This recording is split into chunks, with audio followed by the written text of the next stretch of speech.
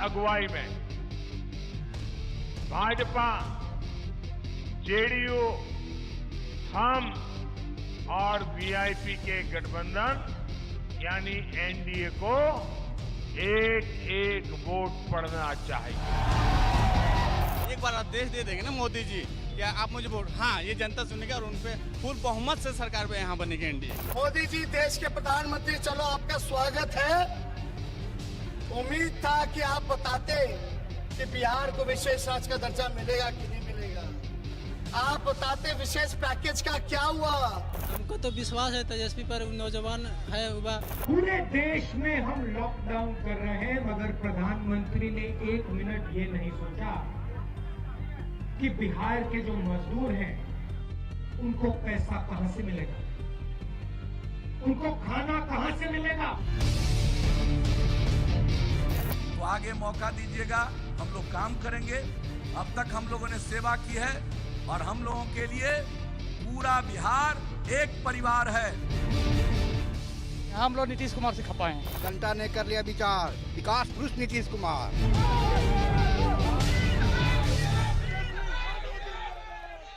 नमस्कार, मैं हूं श्वेता सिंह। बिहार में चुनाव है, इसीलिए हर तरफ वादों की बौछार है। एक वो तस्वीर होती है जो सत्ता पक्ष आपको दिखाना चाहती है और एक वो तस्वीर होती है जो हकीकत में जमीन पर आपको नजर आती है। गांव से लेकर शहर तक लोगों के हिसाब से वो मुद्दे क्या हैं जो इन चुनावों में निर्णायक होंगे।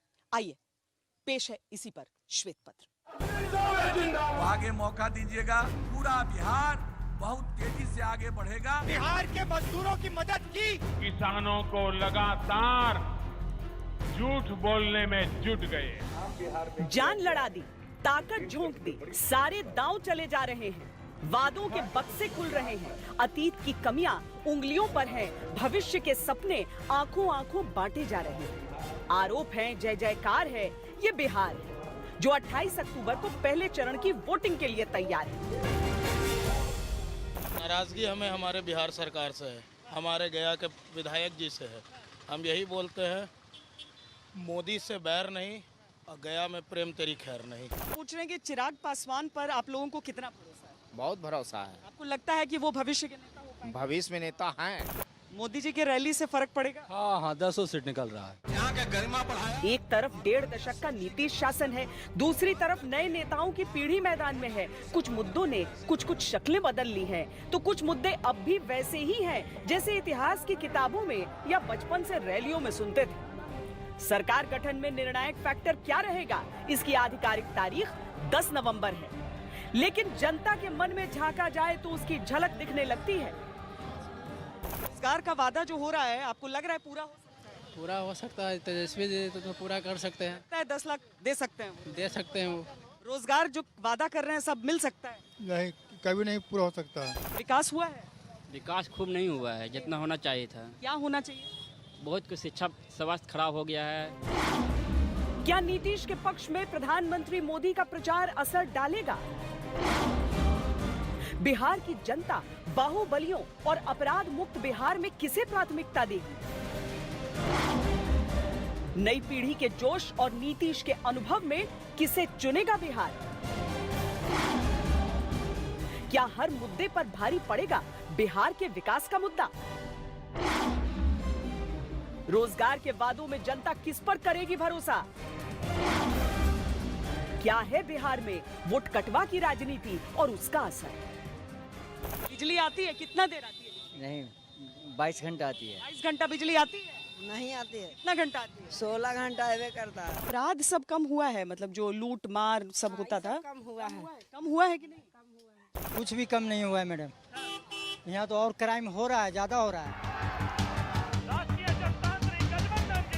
सर्दी की तरफ बढ़ते बिहार के चुनावी थर्मामीटर में कहां तक चढ़ रहा है मुद्दों का पारा, इस पर पेश है बिहार से हमारी सबसे विश्वसनीय चुनावी ग्राउंड रिपोर्ट श्वेत पत्र।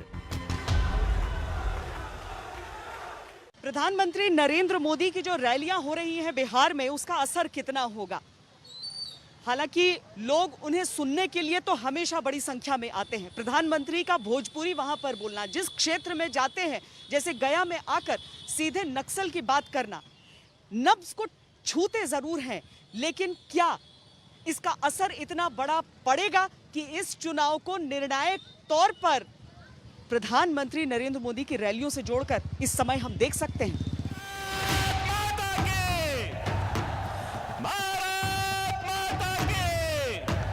कोरोना की जिम्मेदारियों ने रूप रंग बदल लिया, लेकिन चुनावी मैदान के तेवर नहीं बदले।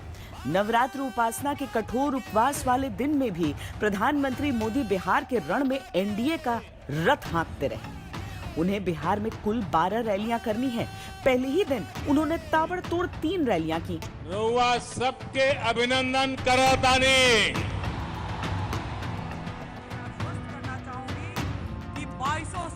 ये एक फैक्ट है कि कोरोना काल का ये पहला चुनाव है। ये दूसरा फैक्ट है कि प्रधानमंत्री मोदी की ये कोरोना काल की पहली चुनावी रैलियां हैं। और ये भी एक फैक्ट है कि अपने लगभग 50 साल के राजनीतिक करियर में प्रधानमंत्री मोदी पहली बार नीतीश के लिए वोट मांग रहे हैं। एनडीए सरकार जिंदाबाद। मुझे नीतीश जी के साथ कंधे से कंधा मिलाकर काम करने के लिए सिर्फ 3-4 साल का ही मौका मिला है। बाकी तो यूपीए के साथ संघर्ष करने में बिहार का टाइम गया है। लेकिन इन 3-4 वर्षों में भी कहीं पर 3-4 गुना काम किया, कहीं पर 5 गुना तेजी से काम किया गया है। नरेंद्र मोदी जिंदाबाद। प्रधानमंत्री मोदी के नेतृत्व वाले एनडीए में नीतीश कुमार की बिहार सरकार ने जुलाई 2017 से लेकर अक्टूबर 2020 तक काम किया, यानी कुल 3 साल 3 महीने। नीतीश कुमार जिंदाबाद। प्रधानमंत्री मोदी इस समय को विकास के अधूरे कार्यों की वेदना से जोड़कर बिहार से एनडीए के लिए वोट मांग रहे हैं। विपक्ष इसको लेकर आक्रामक है। जल जमाव में कितने दिन बाद बाहर निकले, चमकी बुखार में कितने दिन बाद जागे, या अभी कोरोना है वो कितने दिन बाद जागे। सीएम बाढ़ में क्या होता है, बिहार को क्या मिला, कुछ मिला राहत की बातें। आपकी डबल इंजन की सरकार है, हम लोगों की सरकार रही तो हो सकता है केंद्र में जो थी वो दूसरी सरकार थी, बिहार के साथ सौतेला व्यवहार, लेकिन अब तो डबल इंजन की सरकार है। करते हुए जनता की नजर में मोदी फैक्टर कितना अहमियत रखता है? बिहार के मतदान में प्रधानमंत्री मोदी की अपील क्या मायने रखती है? क्या मोदी फैक्टर इन चुनावों पर कोई असर डाल सकता है? मोदी जी की रैली से फर्क पड़ेगा चुनाव में? फर्क पड़ेगा मोदी जी की रैली एकदम। मतलब जो मोदी जी कहेंगे वो जनता सुनेगी। सुन जब जाके देखिए। फर्क क्या पड़ेगा? जो यहाँ का मतदान है, जो जिनको देना होगा देगा ही, उसमें कोई उनसे फर्क पड़ने की बात नहीं है। हाँ 10 सीट निकल रहा है। हाँ मगध में 10। आपको लग रहा है 10 सीट निकल? हाँ 10। बिहार चुनावों में बीजेपी 121 सीटों पर चुनाव लड़ रही है, जिसमें 11 सीटें उसने मुकेश सहनी की पार्टी वीआईपी को दे दी है।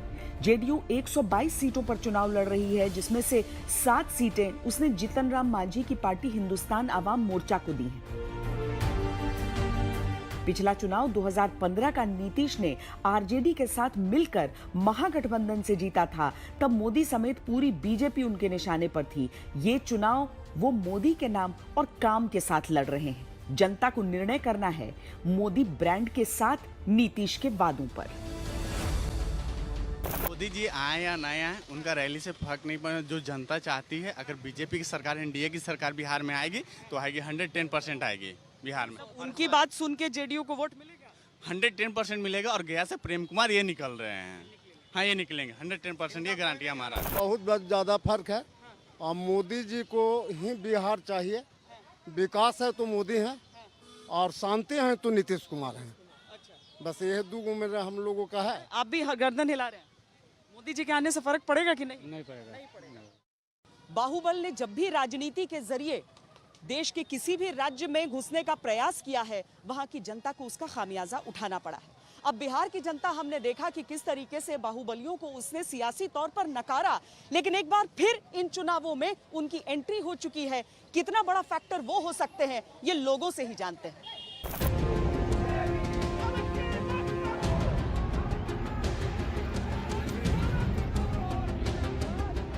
कितने व्यवसायियों को बिहार छोड़ करके जाना पड़ा था जो यहाँ काम करते थे। कितने चिकित्सकों को, डॉक्टरों को यहां से जाना पड़ा था लौट करके, ये मालूम है सब लोगों को? नई पीढ़ी के लोगों को बताइए। लोगों को पता है कि क्या हाल था पहले, अब क्या होगा। और जरा सा भी कोई गलतफहमी हो गई तो जो पहले का बिहार था वहीं पहुंच जाइएगा।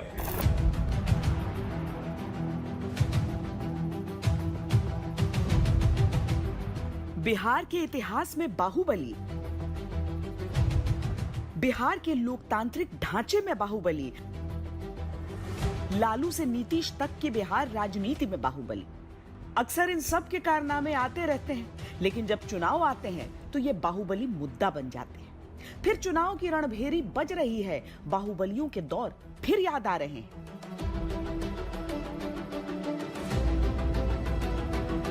बिहार वो स्थान है जहां लोकतंत्र के बीज बोए गए थे। क्या जंगल राज में कभी भी विकास और लोकतंत्र के मूल्य फल फूल सकते हैं? बिहार भ्रष्टाचार मुक्त शासन का हकदार है। ठीक है, हमसे कोई गलतियां हुई होंगी पहले, ठीक है हुई होंगी, हमको जनता ने सजा दी। आप 15 साल हम विपक्ष में हैं, लेकिन आप 15 साल जो विकास पुरुष बने हुए हैं, आपने बिहार के लिए क्या किया? आपने बेरोजगारी क्यों नहीं मिटाई? आपने इंडस्ट्रीज क्यों नहीं लगाई? आपने पलायन क्यों नहीं रोका? 15 साल लालू राज के जोड़ लिए जाएं और 15 साल नीतीश के, तो कुल 30 साल होते हैं। और किसी भी व्यवस्था में परिवर्तन के लिए इतना तो काफी होता ही है। लेकिन बाहुबलियों का बल ऐसा है कि उनका असर कम भले हो जाए, लेकिन खत्म नहीं होता। जनता के पास चले इस मुद्दे को लेकर, उससे पहले आपको बिहार चुनाव आयोग की तरफ से जारी बाहुबल का एक आंकड़ा दिखाते हैं। पहले चरण के 166 प्रत्याशियों में 319 का क्रिमिनल रिकॉर्ड है, यानी करीब करीब हर तीसरे उम्मीदवार पर आपराधिक केस है। इनमें 164 कैंडिडेट्स का नाम तो गंभीर मामलों में रजिस्टर है। हत्या की कोशिश, रेप, किडनैपिंग, वसूली जैसे आरोपों के साथ ऐसे लोग चुनाव मैदान में। बाहुबली को टिकट क्यों मिलता है? बाहुबली को टिकट इसलिए मिलता है कि वो परंपरा चला आ रहा है कि मैं इस पार्टी से जुड़ा रहूंगा तो मुझे टिकट देगा, बाहुबली का दबदबा रहेगा और मैं जीत सकता हूँ। निजी तौर पर वोट देंगे? नहीं मैडम। आप देंगे? No, I will never. आप देंगे? बाहुबली को वोट हरगिज नहीं देंगे। डर के मारे भी नहीं? नहीं, डर का कोई बात नहीं। डर का माहौल है तो फिर सरकार का है। जो हमारे लिए विकास करेगा हम उसी को तो वोट देंगे। जनता का अपना मत चाहे जो हो, लेकिन बिहार विधानसभा की तस्वीर बेहद दागदार होती ही है। अगर पिछली विधानसभा को ही देख लिया जाए तो 136 विधायकों पर आपराधिक केस थे, यानी 243 की संख्या में से आधे दागी, यानी हर दूसरा विधायक आपराधिक मामलों में लिप्त। कुल 40% विधायक तो ऐसे रहे जिन पर बेहद गंभीर अपराध दर्ज थे। बस मात्र बाहुबली नहीं है, 90, 100 में 90। कोचाकोट नीतीश, बनियापुर धूमल सिंह नीतीश, अजय सिंह की बीबी नीतीश, 10-25-47 रखने वाला रुपौली बीमा भारती नीतीश, गोपालपुर में नीतीश, खगड़िया में नीतीश। ये दोनों यदि बाहुबली अपराधी, बलात्कारी, बालू माफिया, जमीन माफिया को टिकट नहीं देंगे तो ये लोग 700 जन्म में चुनाव नहीं जीत सकते। 100 में 90 इन लोगों ने जो टिकट दिया है, इस बिहार के आदमखोर लोगों को, नासक लोगों को। यूं तो पूरे देश में आपराधिक छवि वाले नेताओं को लेकर राजनीति के मन में सॉफ्ट कॉर्नर रहता है, लेकिन बिहार में यह खतरनाक ट्रेंड बन चुका है। मौजूदा चुनाव भी उससे अछूता नहीं। मोकामा से आरजेडी के टिकट पर बाहुबली अनंत सिंह पर 38 क्रिमिनल केस हैं। दानापुर से आरजेडी के टिकट पर रीतलाल यादव पर 33 क्रिमिनल केस हैं। गया की अतरी सीट से आरजेडी के अजय यादव पर 14 क्रिमिनल केस हैं। गया की गुरुआ सीट से जनाधिकार पार्टी के सुधीर वर्मा पर 37 क्रिमिनल केस, 25,000 का इनाम भी है। गया की बेलागंज सीट पर जेडीयू से अभय सिंह पर 14 क्रिमिनल केस हैं। बक्सर की ब्रह्मपुर सीट से हुलास पांडे बाहुबली नेता सुनील पांडे के भाई हैं। हत्या उगाही के कई केसों में नामजद। चुनाव आए हैं तो ये सब जनता की अदालत में आए हैं। निर्णय भी जनता को करना है। पार्टियों को बाहुबलियों को टिकट देना चाहिए? नहीं देना चाहिए। क्यों लगता है? काहे कि देखिए बाहुबली अपने हिसाब से इलेक्शन को मैनेज करते हैं और फिर इलेक्शन को मैनिपुलेट करने के बाद फिर आगे में फिर वो विकास भी नहीं, असली मुद्दे नहीं रह जाते। जी, बाहुबलियों को सबसे पहले बाहुबलियों जो बिहार में है, बिहार में नहीं केवल बल्कि लगभग स्टेट में बाहुबलियों को दिया जाता है क्योंकि अपना वोट सिक्योर करने के लिए कि हम हमारी पार्टी सरकार बना सके। लेकिन इसमें प्रॉब्लम ये होती है कि बाहुबली जब जीत जाते हैं उसके बाद ग्राउंड वर्क जो होता है वो नहीं कर पाते हैं। अगर कोई बाहुबली खुद चुनाव लड़ने में सक्षम नहीं तो उसकी पत्नी या किसी रिश्तेदार को टिकट मिल जाता है। एक झलक उनकी भी देखिए। रेप के आरोपी पूर्व विधायक राजवल्लभ यादव की पत्नी नवादा से मैदान में आरजेडी के टिकट पर। 1 साल से फरार रेप के आरोपी विधायक अरुण यादव की पत्नी संदेश से आरजेडी के टिकट पर। बाहुबली आनंद मोहन सिंह की पत्नी सहरसा से और पुत्र श्योहर से आरजेडी के टिकट पर। एकमा रुपौली अतरी सीट पर मनोरंजन सिंह धूमल, अवधेश मंडल और बिंदी यादव की पत्नियां जेडीयू के टिकट पर। 27 आपराधिक केसों वाले बाहुबली अखिलेश सिंह की पत्नी अरुणा देवी नवादा से मैदान में बीजेपी के टिकट पर। शेरघाटी विधानसभा उन सीटों में से है जहां पर केंद्र वाली एनडीए के बीच की फूट साफ साफ नजर आ रही है। यानी यहां पर सिटिंग जेडीयू के विधायक हैं, उनके सामने प्रत्याशी के तौर पर एलजेपी ने भी अपना उम्मीदवार उतारा है। दरअसल अगर हम कहें कि बिहार चुनाव के बाकी मुद्दों के बीच जो नई पीढ़ी है, जो बिहार की राजनीतिक विरासत है, वो जनता सौंपेगी या नहीं उन नए चेहरों को, ये तय होगा तो गलत नहीं होगा। क्योंकि यहाँ पर पोस्टरों पे अब चिराग पासवान, रामविलास पासवान के समकक्ष ही नहीं है, बल्कि अब उनके हाथों में बागडोर है। इसके साथ ही आरजेडी जिस तरीके से अब तेजस्वी यादव संभाल कर, लालू प्रसाद यादव के जेल में होने के कारण वो संभाल रहे हैं, वो भी सामने है। यानी जनता का जो मैंडेट होगा इन युवा नेताओं के भविष्य पर भी एक तरह से मुहर होगी।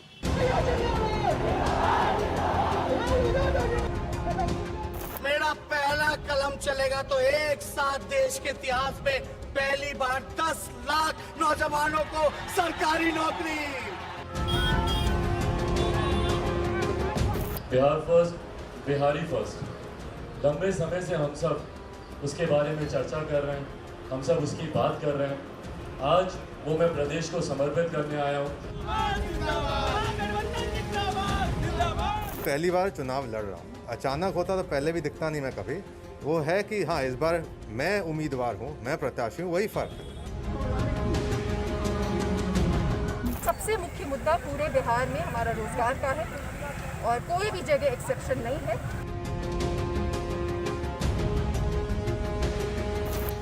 बिहार राजनीति की पहचान खाटी नेताओं से होती रही है। लालू, पासवान, रघुवंश प्रसाद, शरद यादव जिसके मुख्य चेहरे रहे हैं। लेकिन इस बार तस्वीर बदली सी है। नई पीढ़ी मैदान में है और राजनीति का नया नजरिया गढ़ रही है। ठेठ भी आ रही है। नजरिया राजनीति में बहुत मायने रखता है और इस बार का चुनाव नई पीढ़ी के नेताओं के लिए चुनाव के साथ साथ व्यक्तिगत छवियों की परीक्षा भी है। पूछ रहे हैं कि चिराग पासवान पर आप लोगों को कितना भरोसा है? बहुत भरोसा है। आपको लगता है कि वो भविष्य के नेता हो पाएंगे? भविष्य में नेता हैं। भविष्य के नेता हैं। उनका आपको लगता है कि जैसा रामविलास जी कर रहे थे वो उनकी विरासत को संभाल, उससे अच्छा रखेंगे, उसे अच्छा कर लेंगे? हाँ, बहुत अच्छा। चिराग पासवान अच्छा रख सकते हैं। चिराग पासवान अच्छा करेंगे अकेले, चूंकि पिता अब है नहीं तो ये संभाल लेंगे।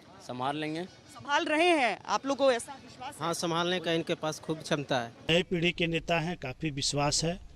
और लोजपा का तो ऐसे भी दयनीय स्थिति है, उसका कुछ होना जाना है नहीं बिहार में। बात रही तेजस्वी यादव का, राजद का, तो इनका इस बार बहुत अच्छा डिमांड है बिहार में। लालू प्रसाद यादव के बेटे तेजस्वी और तेज प्रताप चुनाव लड़ रहे हैं। दिवंगत रामविलास पासवान के बेटे चिराग पासवान लोक जनशक्ति पार्टी का नेतृत्व कर रहे हैं। जेडीयू के नेता विनोद चौधरी की बेटी पुष्पम प्रिया नई पार्टी बनाकर मुख्यमंत्री की कुर्सी पर दावा ठोक रही हैं। शत्रुघ्न सिन्हा के बेटे लव सिन्हा कांग्रेस के टिकट पर चुनाव लड़ रहे हैं। शरद यादव की बेटी सुभाषिनी यादव भी कांग्रेस के टिकट पर चुनाव मैदान में है। नई पीढ़ी के नेताओं को देखने के लिए भीड़ तो खूब उमड़ रही है, लेकिन क्या ये भीड़ वोटों में तब्दील होगी? ये जनता के मन को डिकोड करके ही समझा जा सकता है। अब जो भी होगा बिहार में नई पीढ़ी के ही नेता से होगा, क्योंकि जितना भी पुराना नेता है आज के डेट में सब डफोड़ संखी भाषण दे करके बिहार को लूटने का काम किया है। और विकास का जो ये लोग दावा कर रहे हैं, आज तक बिहार में विकास हुआ ही नहीं। नए जोश की सीधी टक्कर नीतीश के 15 साल के शासकीय अनुभव से है। चुनावों में नीतीश अनुभव के आधार पर बिहार को आगे ले जाने की बातें कर रहे हैं। तो आगे मौका दीजिएगा, हम लोग काम करेंगे। अब तक हम लोगों ने सेवा की है और हम लोगों के लिए पूरा बिहार एक परिवार है। समाज के हर तबके के उत्थान के लिए काम किया गया, हर इलाके के विकास के लिए काम किया गया। अगर आप आगे मौका दीजिएगा तो केंद्र सरकार के सहयोग से और राज्य सरकार की पहल से पूरा बिहार बहुत तेजी से आगे बढ़ेगा। हम नई ऊंचाइयों को प्राप्त करेंगे और एक विकासशील बिहार के रूप में यह परिणत होगा। नई पीढ़ी के अधिकतर नेता नए दौर की नई राजनीति के लिए परिवर्तन का आह्वान लेकर मैदान में ताल ठोक रहे हैं। Bihar first, Bihari first. लंबे समय से हम सब उसके बारे में चर्चा कर रहे हैं, हम सब उसकी बात कर रहे हैं। आज वो मैं प्रदेश को समर्पित करने आया हूँ। 12 करोड़ अपने बिहारी साथियों को वो समर्पित करने आया हूँ। ये सोच बिहारियों के सुझाव से ही तैयार की गई है। चीज़ें लॉन्ग टर्म में उनका जो असर है, जो इम्पैक्ट है, वो नज़र आना चाहिए। और जहाँ पे हम अभी हैं वो इस बात का प्रमाण है कि चाहे वो 15 साल हो या उसके बाद का 15 साल हो, सभी फेल हो गए। 10 नवंबर बिहार के भाग्य का राजनीतिक फैसला तो करेगा, ये भी तय करेगा कि नई पीढ़ी में किस पर जनता ने भरोसा जताया।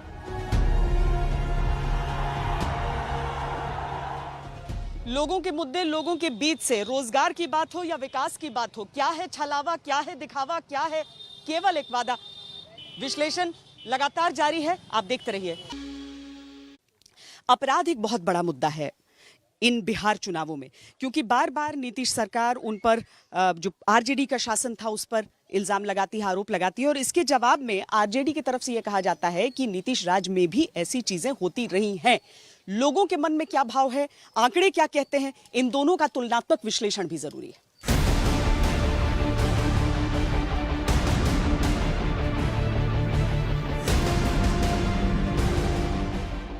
बिहार वो स्थान है जहां लोकतंत्र के बीज बोए गए। क्या जंगल राज में कभी भी विकास और लोकतंत्र के मूल्य फल फूल सकते हैं?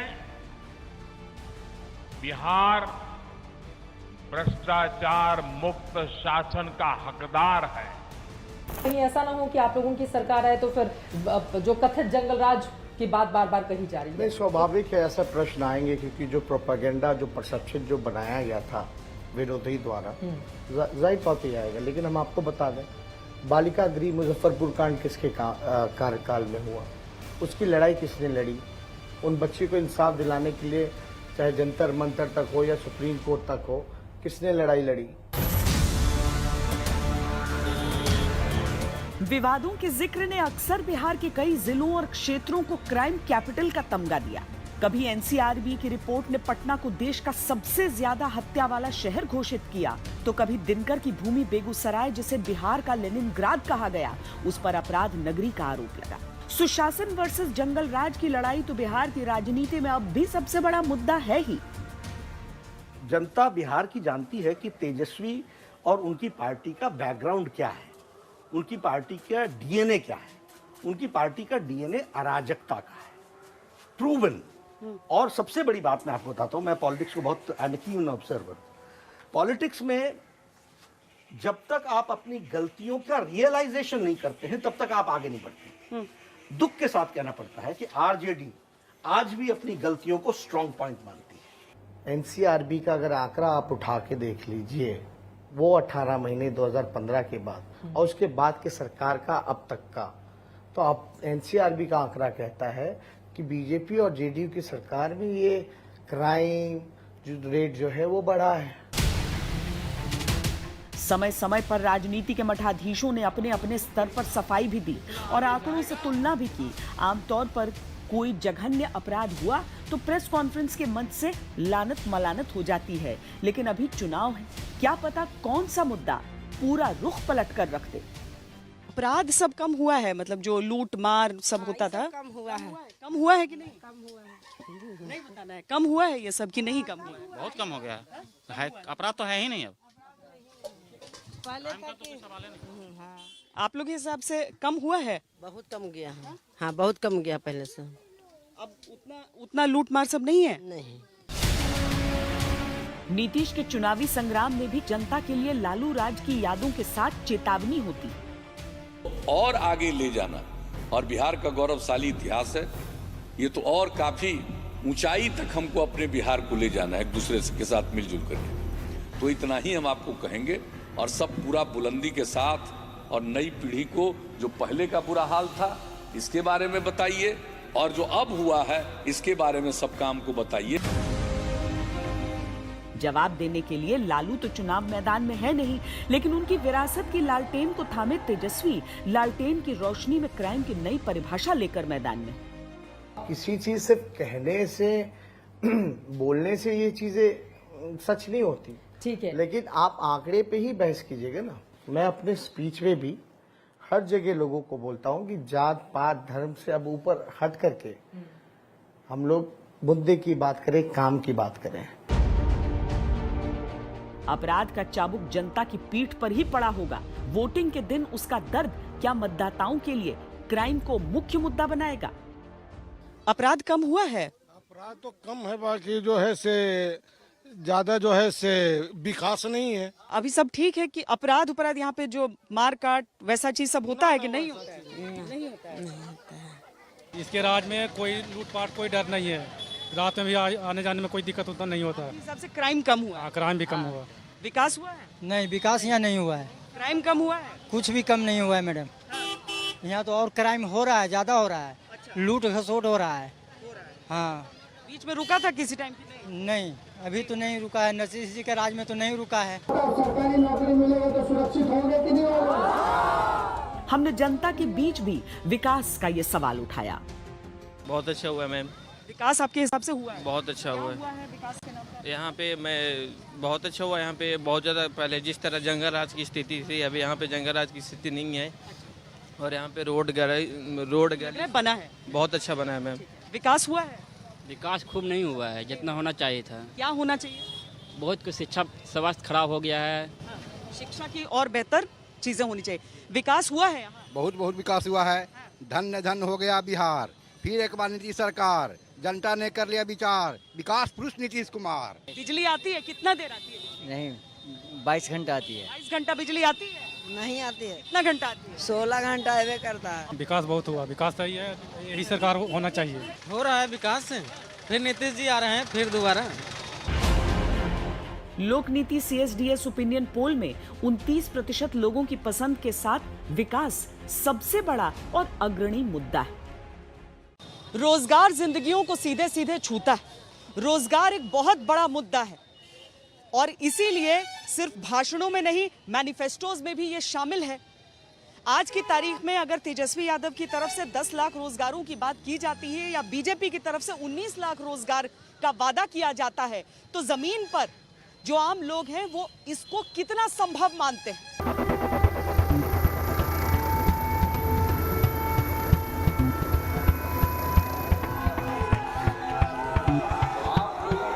आजकल हम देखते हैं कहता है इतना लोगों को नौकरी दी। अच्छा, आप पैसा कहाँ से लाओगे? जिसके चलते अंदर गए उसी पैसा से होगा।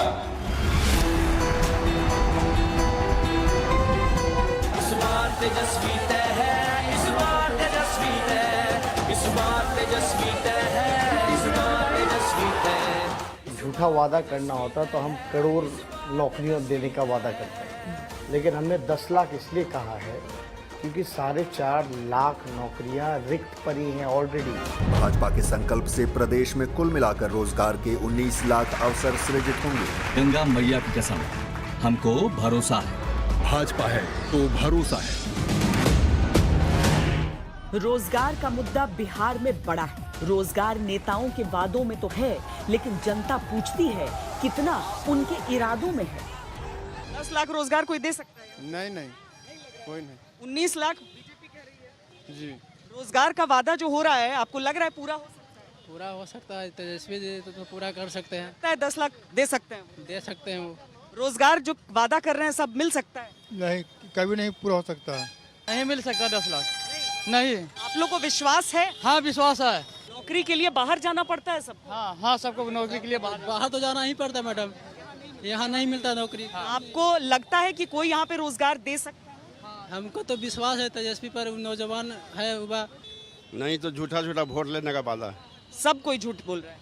अरे उसको तो कम से कम केंद्र में सरकार में उसका सत्ता है बीजेपी का, तो वो सही भी कर सकता है। उसके पास खजाना है, इसके पास क्या है? तेजस्वी यादव कहते हैं कि रोजगार की समस्या का निदान उनके लिए एक कसम की तरह है। खाली पदों को तो भरना ही है, और यूनिवर्सिटी चले जाओ, प्रोफेसर की कमी है, हॉस्पिटल चले जाइए, डॉक्टर्स की कमी है, नर्स की कमी है। तो आप 4.5 लाख तो ऑलरेडी जो है वो खाली है। जो 5.5 लाख जो नौकरियां जो हम बता रहे हैं, वो सभी राष्ट्र औसत के मुकाबले सभी मानकों को मिला के करना है। कुछ लोग हास्यास्पद बयान दे रहे हैं, जो लोग थक चुके हैं शारीरिक और मानसिक रूप से, जिन लोगों ने 15 साल तक कुछ नहीं किया।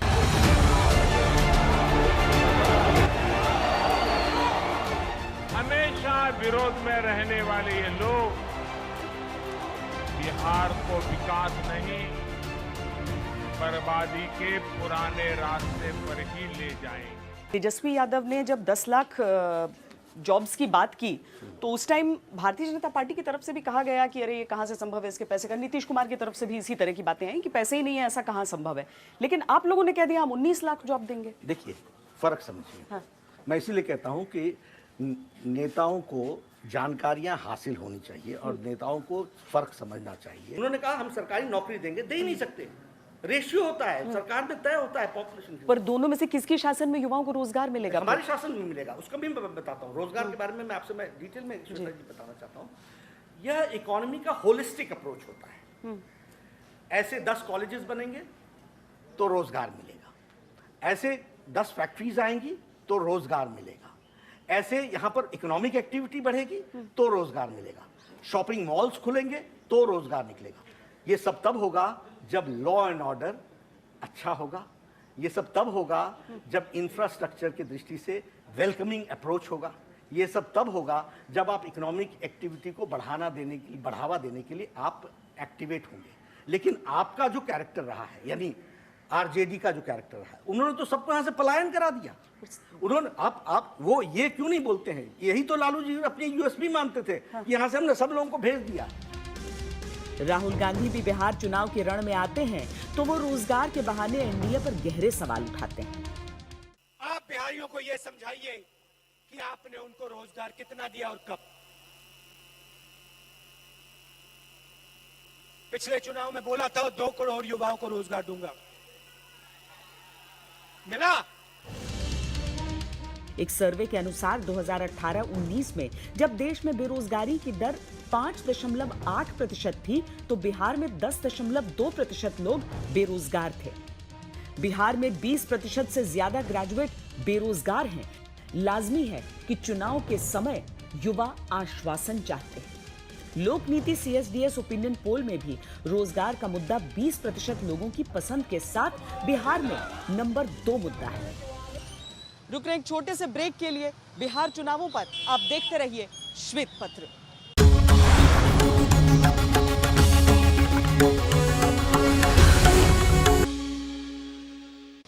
लोकतंत्र में जनता सबसे महत्वपूर्ण है, लेकिन अगर यहाँ पर अलग अलग पार्टियां हैं जो वोटों का अलग अलग तरीके से बंटवारा देख रही हैं, जिसे राजनीतिक भाषा में वोट कटवा कहा जाता है, तो क्या जनता की जो असली राय है वो सचमुच में सत्ता में तब्दील हो पाती है? बिहार में क्या आम मतदाता जागरूक है इस मुद्दे को लेकर, और अगर हाँ तो वो निर्णय क्या कर रहे हैं? आज आप उनकी पार्टी के लिए, उनकी बनाई हुई पार्टी के लिए आप वोट कटवा जैसा शब्द का आप इस्तेमाल कर रहे हैं।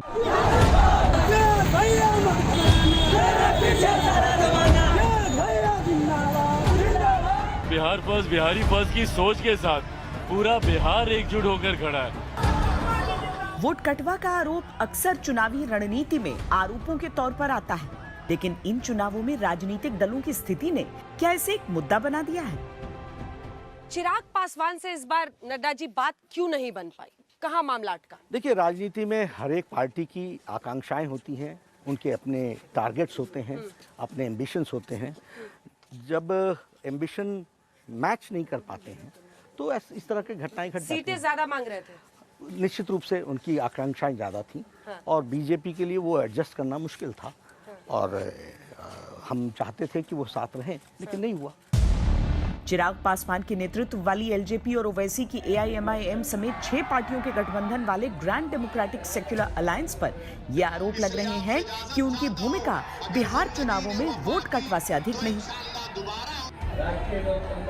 लोकनीति सीएसडीएस ओपिनियन पोल में जनता की राय के अनुसार ग्रैंड डेमोक्रेटिक सेक्युलर अलायंस को 7% के करीब वोट मिल रहा है। लोक जनशक्ति पार्टी यानी चिराग पासवान की एलजेपी को 6% वोट मिलते दिख रहे हैं। ओपिनियन पोल के आंकड़े स्थिति को कुछ तो स्पष्ट कर ही रहे हैं। मान रहे हैं लोग कि जदयू और एलजेपी के सामने सामने अगर है तो लोग समझ रहे हैं कि एनडीए अलग है, एनडीए से अलग लड़ाई चल रही है। नहीं, एलजेपी यानी बीजेपी। अच्छा, एलजेपी यानी बीजेपी। और वो नीतीश कुमार चिराग को सपोर्ट कर रहे हैं। आपको लग रहा है सरकार भी बनाएंगे। मैं एलजेपी यानी बीजेपी ये कह रहे हैं, आपको लग रहा है कि साथ हैं, लोग समझ रहे हैं? हाँ है तो है। किसी से कोई लड़ाई नहीं है? नहीं, कोई लड़ाई नहीं, सब मिलजुल का हम लोग सब है। लड़ाई है? कोई लड़ाई नहीं। आप लोग के हिसाब से लड़ाई ओनली फॉर नीतीश कुमार से है। अच्छा, सत्ता से गिराना है। बेरोजगारी देख रहे चरम सीमा पे है। वोट कटवा की भूमिका या सचमुच मजबूत लड़ाई, सच क्या है ये भी बिहार की जनता के मत से तय होना है। वोटों की फसल पककर तैयार है और हर राजनेता इन्हें काटने की फिराक में है। जनता ने क्या अपना मन बनाया है ये तो कुछ दिनों बाद ही पता चलना शुरू हो जाएगा। कैमरा पर्सन सैयद मोहसिन और हितेश कुमार के साथ अभिमन्यु शर्मा और मुझे दीजिए इजाजत। देश और दुनिया की बाकी खबरों के लिए आप देखते रहिए आज तक।